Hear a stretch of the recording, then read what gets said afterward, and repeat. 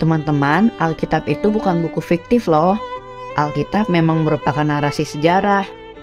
Penulis kitab Ester memiliki penekanan teologis dan gaya sastra yang unik. Inspirasi ilahi dan kontribusi penulis kitab Ester membawa pengenalan yang semakin melimpah dari sahabat PDKA untuk mengenal cara bekerja Allah. Sesaat lagi, hamba Tuhan dipandu buku Promise the Deliverance akan menguraikan kelompok yang tidak mau kembali ke Israel. Kenapa mereka mau tinggal di negeri asing? Mungkin karena mereka sukses di tempat pembuangan. Tapi, apakah janji Allah masih berlaku buat mereka? Alkitab akan menjelaskan yang paling benar. Duduk manis ya. Halo anak-anak semuanya, Shalom. Hari ini kita akan kembali belajar kebenaran firman Tuhan melalui renungan PDKA. Mari kita sama-sama berdoa terlebih dahulu. Bapa dalam sorga, kami mohon Tuhan menolong kami untuk mempunyai kemampuan belajar firman Tuhan dengan satu hal, yaitu serius, hormat kepada Tuhan. Sehingga setiap firman Tuhan yang kami dengarkan boleh menolong kami untuk kami boleh bersama-sama berjalan dengan Tuhan di dalam segala keadaan yang sedang kami hadapi. Supaya dengan demikian kami boleh alami sukacita apapun yang sedang kami hadapi. Terima kasih ya Tuhan, dalam nama Tuhan Yesus kami berdoa. Amin. Anak-anak yang dikasihi Tuhan, kerajaan Media Persia di bawah pimpinan Raja Ahasveros saat itu terdiri dari 127 negara yang terbentang dari India sampai dengan Ethiopia. Jikalau kalian melihat peta di dalam zaman ini, itu menunjukkan daerah yang sangat-sangat luas luar biasa. Ahasveros didampingi oleh seorang ratu yang bernama Wasti. Nah, suatu saat pada tahun ketiga pemerintahannya, Raja Ahasveros mengundang seluruh pembesar-pembesar kerajaan yang meliputi 127 negara itu juga, diadakan satu pesta yang besar yang berlangsung selama 180 hari lamanya. Maka setelah selesai acara itu, Raja Ahasveros melanjutkan dengan pesta 7 hari yang memberikan kesempatan kepada orang-orang yang tinggal di dalam benteng Susan, yaitu kota pusat pemerintahan daripada kerajaan Media Persia, agar dari pembesarnya sampai rakyat-rakyat jelata, rakyat terkecilnya, untuk bisa menikmati satu pesta yang indah. Semua hidangan model kerajaan, khas kerajaan, minuman khas kerajaan, boleh dinikmati oleh rakyat jelata atau rakyat kecil. Dan mereka bisa melihat keindahan istana. Itu satu hal yang luar biasa buat rakyat saat itu. Dan di satu sisi, Ratu Wasti sedang mengadakan pesta juga dengan perempuan-perempuan lain di ruang yang lain daripada istana raja. Dan pada puncak hari yang ke-7, dalam keadaan mabuk, Raja Ahasveros ingin menampilkan Ratu Wasti itu tampil di depan seluruh orang yang hadir. Karena Ratu Wasti ini terkenal cantik dan Alkitab juga mencatat bahwa dia sangat elok. Setelah itu maka Raja Ahasveros segera menyuruh beberapa orang untuk menjemput Ratu Wasti dengan berpakaian lengkap dan bermahkotakan kerajaan untuk hadir di tengah-tengah pesta 7 hari tersebut. Tetapi Ratu Wasti dengan tegas menolak permintaan daripada Raja Ahasveros. Dan ketika Raja Ahasveros tahu tentang hal itu, maka Raja Ahasveros menjadi geram dan luar biasa meledak amarahnya. Di tengah-tengah amarahnya itu, maka Raja Ahasveros meminta nasihat dari beberapa orang ahli bijaksana di kerajaannya. Menanyakan bagaimana saya harus bertindak menyikapi daripada Ratu Wasti yang menolak panggilan untuk hadir di tempat ini. Maka beberapa penasihat ini memberikan masukan. Dan yang menjadi juru bicara saat itu adalah yang bernama Memukan. Memukan mengatakan, Ratu Wasti bukan hanya bersalah kepada raja, tetapi juga bersalah kepada pembesar-pembesar kerajaan, bersalah kepada pembesar-pembesar seluruh negara di bawah kekuasaan Media Persia, dan juga bersalah kepada rakyat Media Persia. Dan jikalau ini diteruskan, tidak ada satu tindakan yang tegas, maka akan mempengaruhi seluruh istri-istri daripada seluruh pembesar-pembesar kerajaan dan seluruh rakyat, bahwa istri akan membangkang terhadap suami.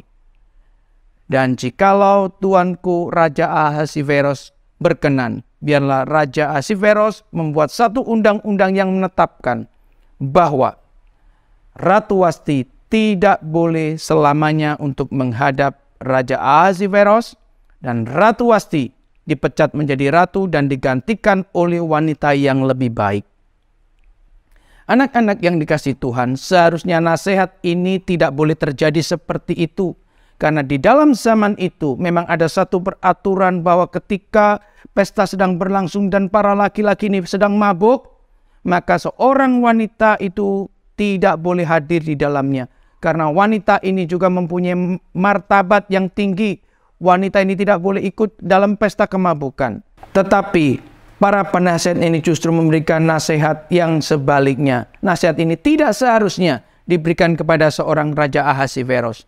Dan setelah itu, maka dengan segera Raja menitahkan untuk membuat satu surat yang disebarkan ke seluruh daerah kekuasaan kerajaannya, yaitu meliputi 127 negara, dengan huruf atau tulisan sesuai dengan daerahnya masing-masing, dengan bahasa yang dimengerti oleh daerah itu masing-masing, yang isinya adalah bahwa setiap laki-laki harus menjadi kepala keluarga atas wanita.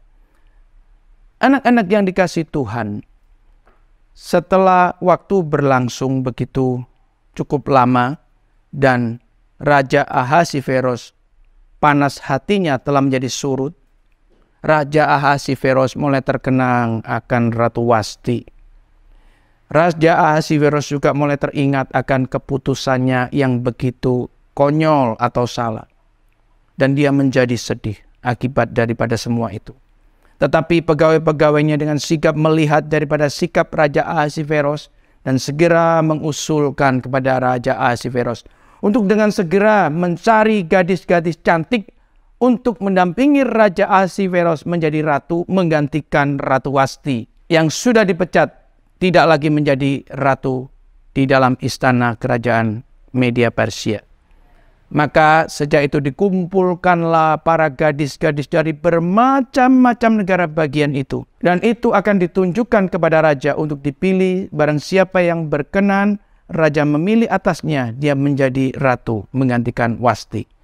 Dan di dalam benteng kota Susan itu ada seorang Yahudi yang tinggal di situ yang bernama Mordekai.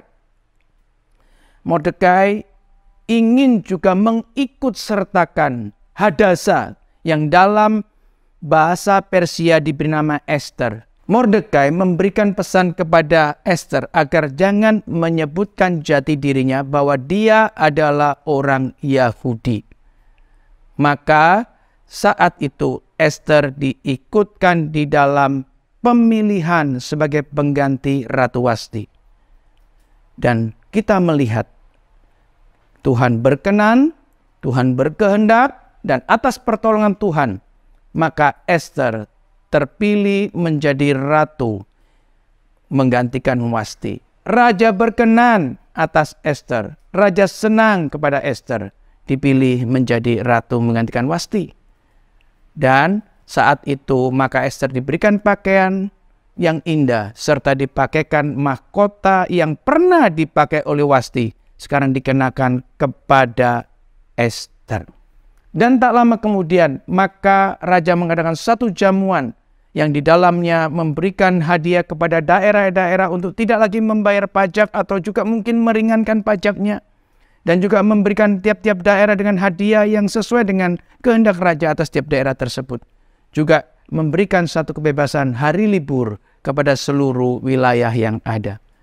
Anak-anak yang dikasihi Tuhan, setelah itu maka ada pengumpulan kembali untuk kedua kalinya gadis-gadis yang akan dipilih. Tetapi pada waktu itu ada dua pegawai raja yang bernama Bigtan dan Teres sedang merencanakan akan membunuh Raja Ahasiveros karena dia sedang sakit hati kepada sang raja. Tetapi niatan itu didengar oleh Mordekai. Maka Mordekai segera melaporkan pada Ester untuk meneruskan berita ini kepada Raja Ahasveros. Maka dengan sigap Raja Ahasveros menangkap kedua orang ini, yaitu Bigtan dan Teres, diintrogasi, diselidiki dengan tepat, cermat, dan teliti. Terbukti memang keduanya akan membunuh Raja Ahasveros. Dengan pertolongan Tuhan melalui Mordekai dan Ester, maka Raja Ahasveros boleh terselamatkan. Puji Tuhan bahwa dari cerita ini kita bisa melihat Tuhan sedang menuntun sejarah dan Tuhan sedang beranugerah terus atas kehidupan orang Israel yang saat itu sedang berada di daerah Media Persia. Amin. Mari kita sama-sama tundukkan kepala dan kita berdoa. Bapa Sorgawi, kami bersyukur dan berterima kasih bahwa Tuhan senantiasa memperhatikan akan keadaan yang begitu sulit pada setiap anak-anak Tuhan. Demikian juga bukan Tuhan saja menolong pada Ester dan Mordekai, tapi kami percaya Tuhan di hari ini dan selanjutnya akan senantiasa menolong anak-anak Tuhan, melindungi anak-anak Tuhan, karena semua ada dalam pengaturan tangan Tuhan sendiri. Tuhanlah yang berdaulat atas segala-galanya. Terima kasih Tuhan atas firman-Mu hari ini. Dalam nama Tuhan Yesus kami berdoa. Amin.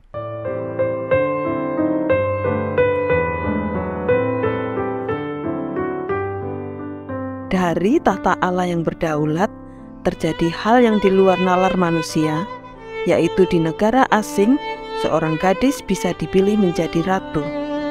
Sama seperti Berham, Ratu Ester juga mempunyai seorang paman yang sangat memperhatikan kesejahteraan bangsanya. Sejarah panjang keselamatan umat Israel melibatkan banyak orang dan air mata. Liku-liku ceritanya akan kita simak terus. Namun, semuanya membuat kita bergantung pada Tuhan. Memang, orang yang mempercayakan hidupnya kepada Tuhan, dari dalam kehidupannya akan memancar keluar sebagai mata air yang menyegarkan. Sekalipun harus menunggu dalam waktu lama, namun pada saatnya kebenaran Tuhan pasti dinyatakan. Apa yang akan terjadi dengan bangsa Israel, umat Tuhan yang dipakai menerangi dunia ini? Baca kisah selanjutnya dari kitab Ester pasal 3. Sayonara.